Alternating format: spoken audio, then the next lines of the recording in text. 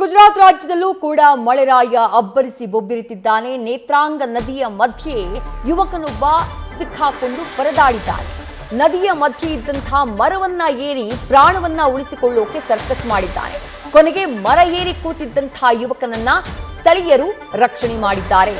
ಗುಜರಾತ್ನ ನೇತ್ರಾಂಗ ನದಿಗೆ ಭಾರೀ ಪ್ರಮಾಣದಲ್ಲಿ ಒಳಹರಿವು ನೀರು ಹರಿದು ಬರ್ತಾ ಇದೆ. ಪ್ರವಾಹ ಪರಿಸ್ಥಿತಿ ನಿರ್ಮಾಣವಾಗಿದೆ. ಹೀಗಾಗಿ ಯುವಕನೊಬ್ಬ ಸಿಕ್ಕಾಕೊಂಡ್ಬಿಟ್ಟಿದ್ದ ಮಳೆ ನೀರಿನಲ್ಲಿ.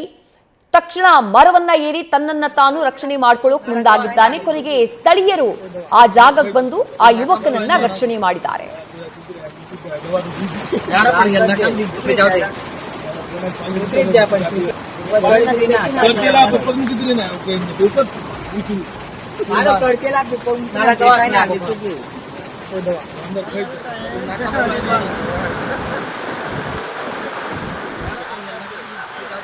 जो पानी नहीं आते किधर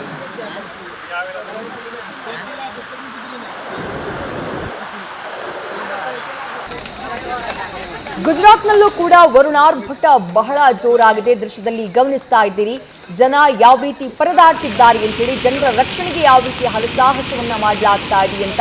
ಅದರಲ್ಲೂ ನೇತ್ರಾಂಗ ನದಿಗೆ ಭಾರೀ ಪ್ರಮಾಣದಲ್ಲಿ ಒಳಹರಿವು ಹೆಚ್ಚಾದಂತಹ ಹಿನ್ನೆಲೆಯಲ್ಲಿ ನದಿ ಅಪಾಯದ ಮಟ್ಟವನ್ನ ಮೀರಿ ಹರಿತಾ ಇದೆ. ಜೊತೆಗೆ ಭೂ ಪ್ರದೇಶಗಳಿಗೂ ಕೂಡ ನುಗ್ತಾ ಇದೆ.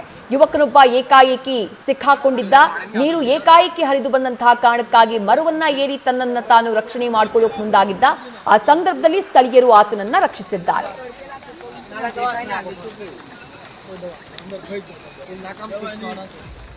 ಇನ್ನು ನಿರಂತರ ಮಳೆಯಿಂದಾಗಿ ಜಲಪಾತಗಳಿಗೆ ಜೀವ ಕಳೆ ಬಂದಿದೆ. ರಮಣೀಯವಾಗಿ ಧುಮ್ಮಿಕ್ತಾ ಇದೆ ಮಾಗೋಡು ಫಾಲ್ಸ್.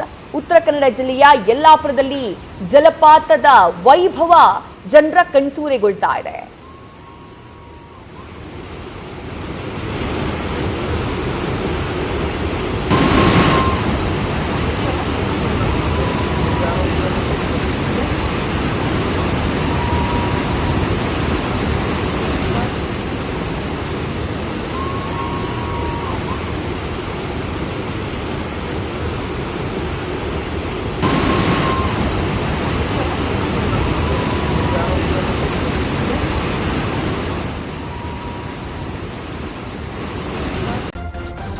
ನ್ಯೂಸ್ ಫಸ್ಟ್ ನಿರ್ಭೀತಿಯಿಂದ ನಿಮ್ಮ ಪರವಾಗಿ.